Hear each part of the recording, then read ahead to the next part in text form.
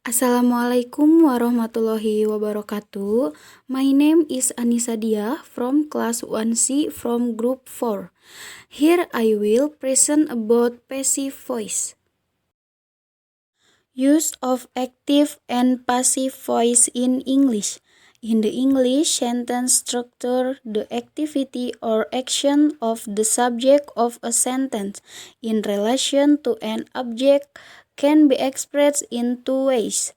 These two ways of expressing the action of a subject are called voice. The two types of methods are the first active voice, the second passive voice. An example of its use is like this. The first, Dan sing a song, active voice. The second, a song is sing by Dan, passive voice.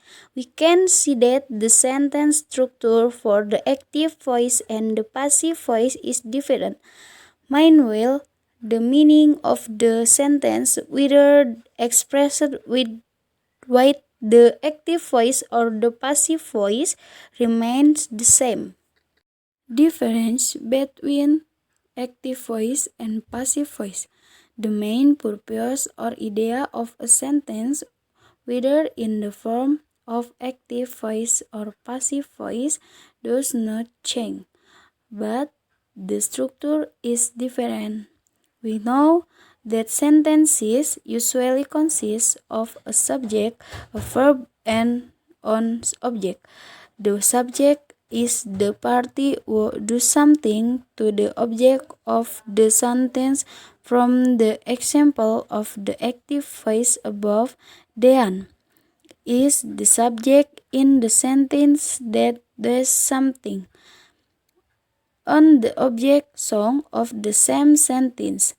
To understand the difference between the two voices, focus on the subject and object of the two sentences. In active voice, the sentence subject takes action on the subject of the sentence.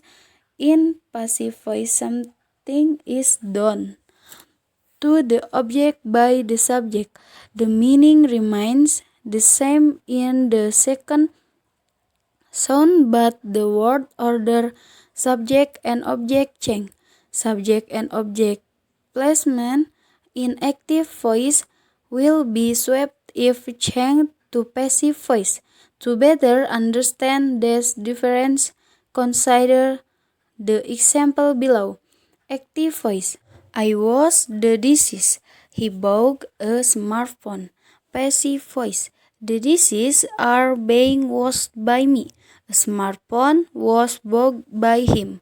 The arrangement of the subject and object in the sentence plays when changing a sentence from the active voice to the passive voice or vice versa. The general structure of the active voice and passive voice form from the same sentences is as follows.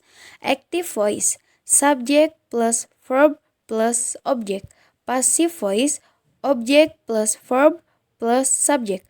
Apart from the arrangement of the subject and object being played, the verb form in the sentence in the two sound also change.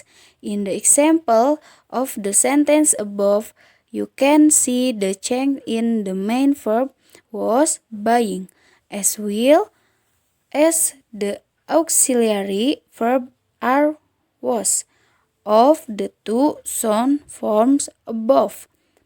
Passive voice only use the third form, or it can also be called past participle. When short, you use passive voice. In general, passive voice is more formal and elegant than active voice, but it has certain shortcomings such as less direct, so that the impact given by reading is not too big. Passive voice is also not suitable for sentences that contain too much information because it will sound confusing. So, when is passive voice good to use? 1. When the subject or actor of a sentence is unknown. Example, the cave paintings found in Sulawesi were made in around Stone Age. The preparator in the sentence above is unknown, so it is not included. 2. When the subject or actor is irrelevant. Example, a large dam will be built in that river. Here the actor is not interested in discussing the actors of the activity. 3. When you don't want to clearly state the subject. Example, mistakes were made, widely used in bureaucratic writing. 4. When you are discussing absolute truth, general truth. Example, rules are made to broken. 5. You want to emphasize the person or object that is the target of the activity. Example, insulin was first discovered in 199 by researchers at the University of Toronto. It is still the only treatment available for diabetes. 6. You are reading a scholarly paper that has traditionally used the more passive voice.